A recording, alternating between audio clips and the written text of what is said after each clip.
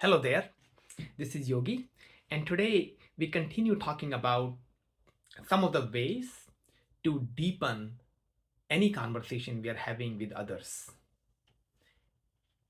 And the topic today is prepare and then throw away the notes card. Prepare and then throw away the preparation when you're going into the conversation. To understand this concept, we'll talk about why don't we do it, why is it useful and its power, and some of the specific practices we can do to develop this preparation and throwing away the preparation skill. First, why don't we do it? I'll give my own example. When I prepare for my coaching calls, then sometimes I have this tendency, I used to have it a lot earlier than I have now, to show that I prepared. I want to impress people. But that's not a good intention to bring to coaching conversation. Nowadays, I prepare and throw away the preparation. Second reason we don't do it many times is that sometimes I don't have time to prepare, and then I want to say to myself, oh, I want to be spontaneous. I want to be spontaneous, but not because I didn't have time to prepare. I want to be spontaneous because I choose to be spontaneous. Right? That's why we don't do it sometimes. Just there's an excuse. I didn't have time. And the third reason is when we actually don't prepare or try to show the preparation, sometimes it's vulnerable when we are not bringing the script into the conversation. It's very vulnerable, and it's hard to be vulnerable with people. I have an example of my PhD advisor, Bobby Kleinberg. One time, he showed up to a lecture and he was trying to prove a complicated theorem. He had notes, but he didn't use the notes, and he made a couple of mistakes and he got lost in the middle, and we could see him struggle through the proof, and we got to really see his thinking process instead of just regurgitating the proof from the notes. And that was a beautiful example. So there's a vulnerability involved when we don't use the preparation.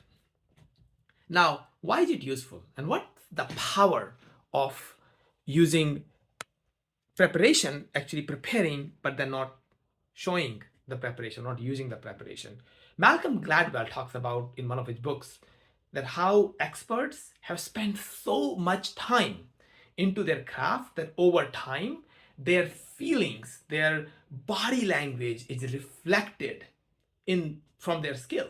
It has somehow seeped into their body language. There's an example in one of his books where an expert looks at a painting, all the signs, forensic signs show that the painting is real, it's actually original, but this guy has a feeling that this is not original painting.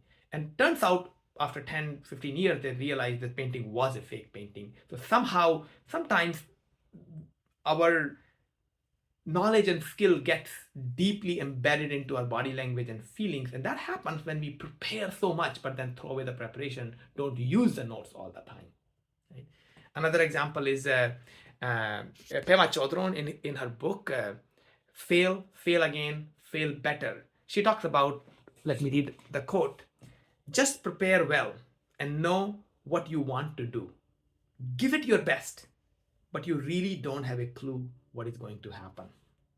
So don't stick so much to the preparation, because at the end of the day, in a conversation, we don't know what's going to happen. What is the other person going to bring to the table? So be open to that experience of spontaneity.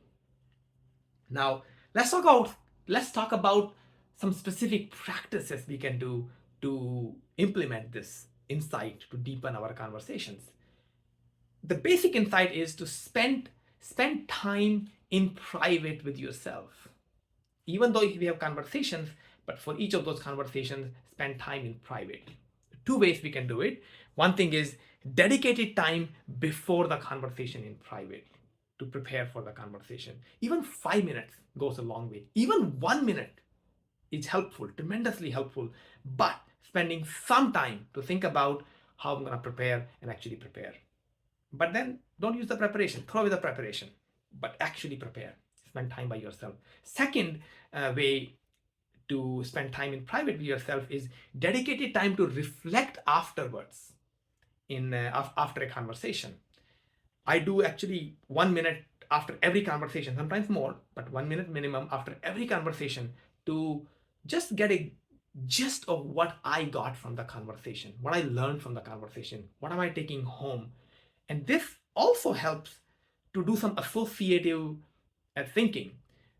It associates the new information we learned with the old knowledge we have, and this associative way is the best way we actually grow our network of knowledge.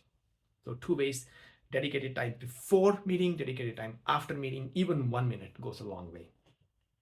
Now, in short, what we want to what we want to do is to use your logical mind to prepare, but then go with the flow of what arises. As Pema Chodron says, we have no clue what's going to happen. Over time, what arises in you, what arises in thoughts and emotions, will be guided by your preparation, guided by your skill, and all of your experiences also. By your preparation, skill, all of your experiences, that will guide what arises in you, but you won't be consciously aware of all that. So prepare and throw away the notes card. Prepare and throw away the notes card. That's all for now. Thank you for listening to me. Thank you for paying attention. I hope you deepen all of your conversations and build deeper relationships that way. Thank you.